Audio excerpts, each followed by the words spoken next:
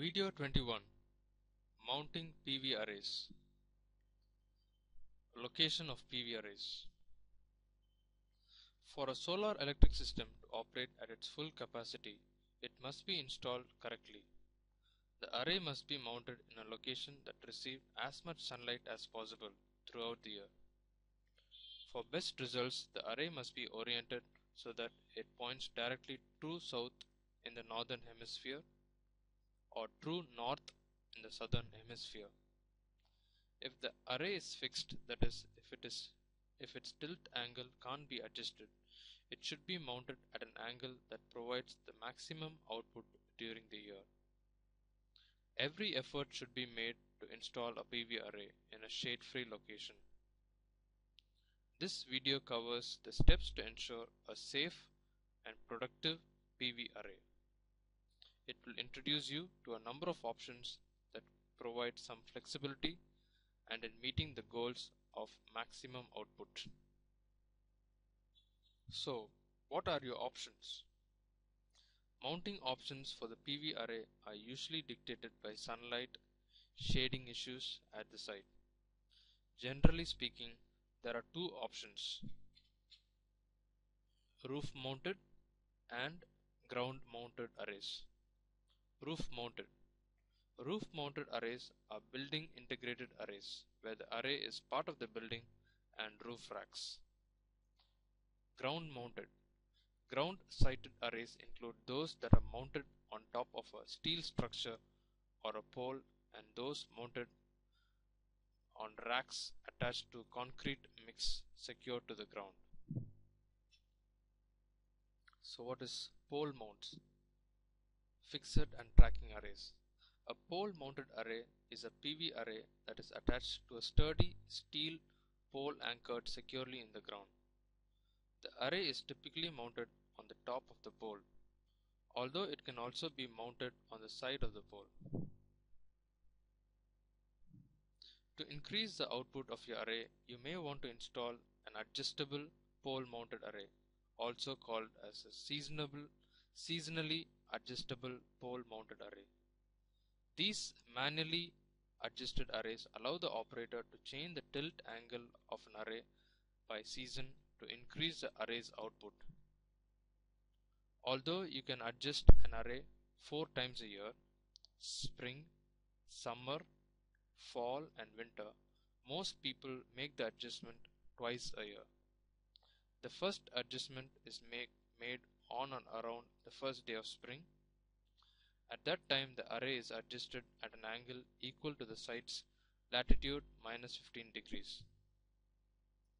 Seasonal adjustments to the tilt angle can increase the output of an array by 10% to nearly 40% depending on the latitude of the site, location of the array on a piece of property and shading. The adjustment can be as simple as loosening a nut on a bolt on the back of the array mount, then tilting the array up or down.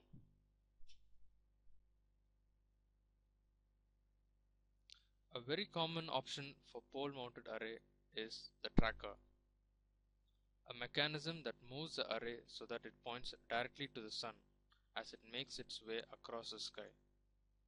There are two types of trackers: single axis tracker and dual axis tracker. A single axis tracker adjusts one angle. It rotates the array from the east to the west, following the sun from sunrise to sunset. Dual axis. A tracker that adjusts the position of the array to accommodate both the altitude angle and azimuth angle of the sun is known as a dual axis tracker. Passive trackers. Passive systems require no sensors or motors and are preferred by many installers. They are typically single axis trackers. Passive trackers are equipped with tubes positioned on either side of the array. They are filled with a liquid refrigerant called Freon. When sunlight strikes the tube on the right, it heats the liquid, causing it to expand. The expansion in turn forces some liquid into the tube on the left. This causes the weight to shift to the left, which causes the array to rotate, tracking the sun. It takes a few hours to come back to the east-facing position after sunset. An active array. An active array, however, returns to its east-facing position right after the sunset, so it begins producing electricity an hour or two earlier than a passive array the next morning. As a result, motorized arrays generate more energy over a given period than arrays with passive trackers. Even though a dual-axis tracker may seem like it would produce a lot more electricity than a single-axis tracker, the benefit is actually marginal. Active trackers work well, but rely on controllers and other electronic equipments such as motors and sensors. The more parts, the more likely that something will go awry. The more complex the system, the more problems you'll have. Fixed array. A fixed array will practically be maintenance free. One of the biggest advantages of pole mounted arrays is that they can be positioned far away from objects that might shade on arrays. According to PV expert Joe Squartz, if the modules are wired to 48 volts nominal or higher, an array can be located a couple hundred feet from the inverter and batteries with minimal transmission loss and relatively small gauge wire. Most PV modules produce more electricity at cooler temperatures. Pole mounted arrays are also a lot safer to install than roof mounted arrays. That's because there's no need to potentially dangerous roof work. Pole mounted arrays may be your only choice if a roof is unsuitable for some reason. For example, if the roof faces the wrong direction, or if it is at an inappropriate pitch, or is shaded, or is not strong enough to withstand wind loading. In addition, pole mounted arrays do not require roof penetration. A pole mounting an array also avoids having to dismantle an array when it comes to time to re-roof a house. On the downside, pole mounted arrays are not usually suitable for small lots in cities and suburbs because trees and homes can block the sun. Rural lots are typically better suited for pole mounted arrays. Pole mounted arrays are vulnerable to strong winds. Proper design and installation are critical to prevent wind damage.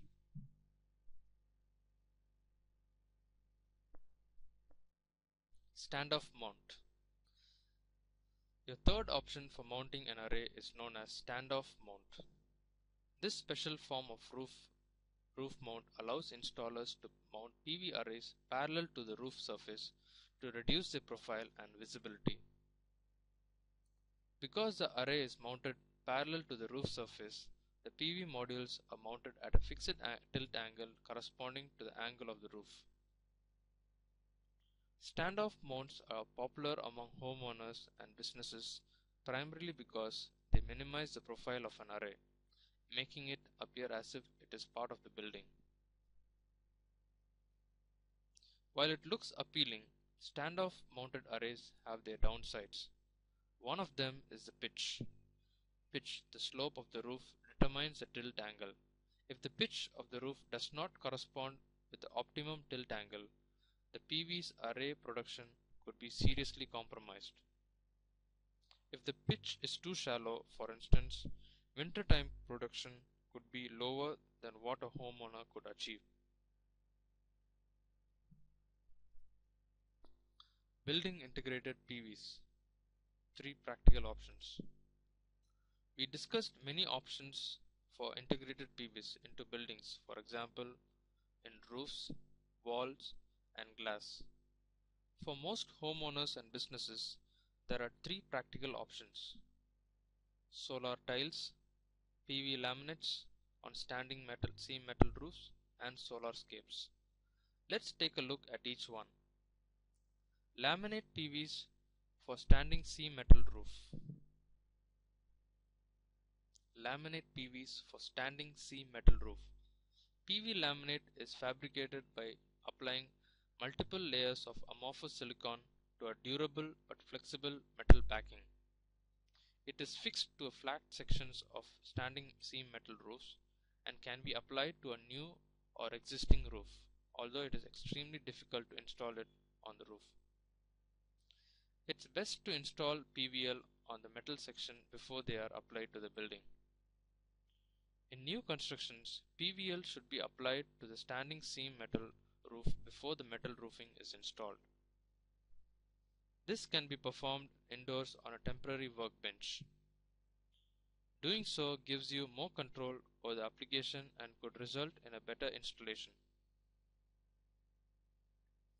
PVL usually blends with the building and from a distance may not be visible. On the downside, because PVLs are less efficient than crystalline, you'll need twice as much roof space for the same system. Solar tiles. Solar tiles incorporate crystalline silicon cells in a tile that's attached directly to the roof of homes and offices. Like solar shingles, solar tiles do not need to cover the entire roof. You can, for instance, dedicate a portion of a south-facing roof to your array. The size of the system depends on the solar resource, roof pitch, shading, and electrical demand. As in all solar electric systems, the ideal location is a south-facing roof. Solar tiles work well in a variety of climates, but perform best in sunnier locations. Conclusion. We are going to look at a few points and where we will find out how to get the most from your PV system.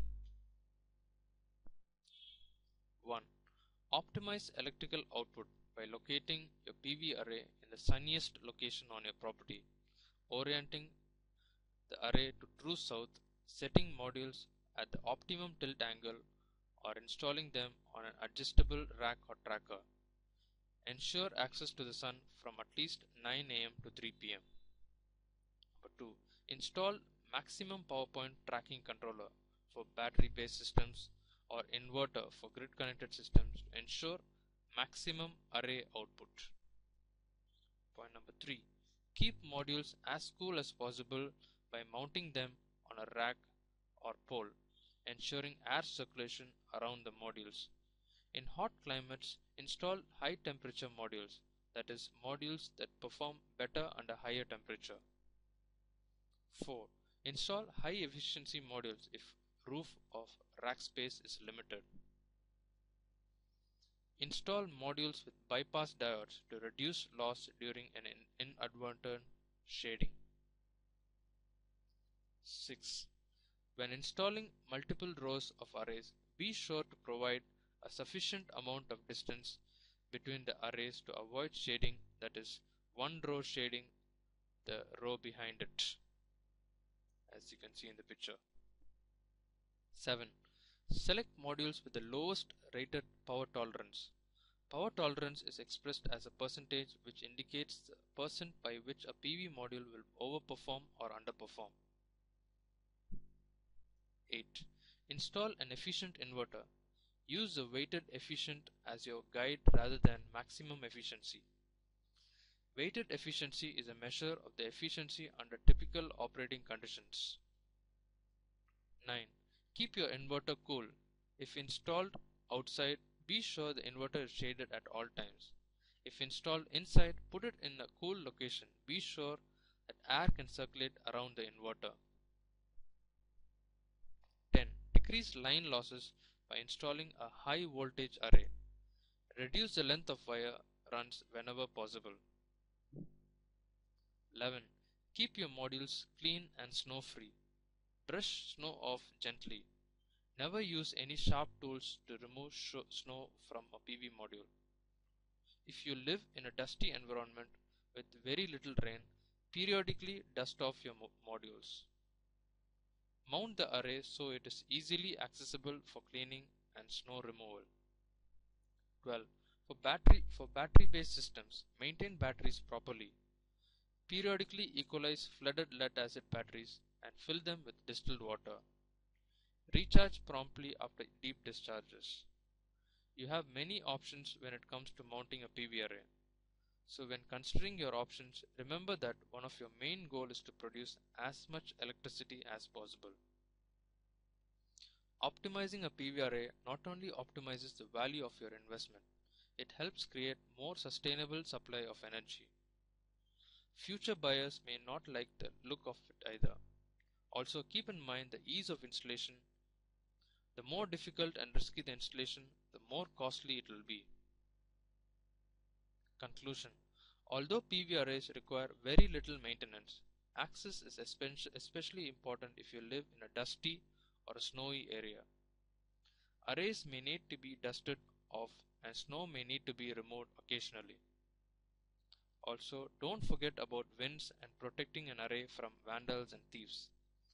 Finally, solar electric arrays must be properly installed and must comply with all requirements of the local building department.